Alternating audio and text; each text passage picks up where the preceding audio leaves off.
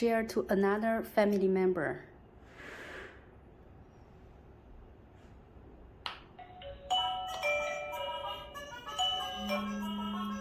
If anybody visits, then you can receive the video from app at the same time.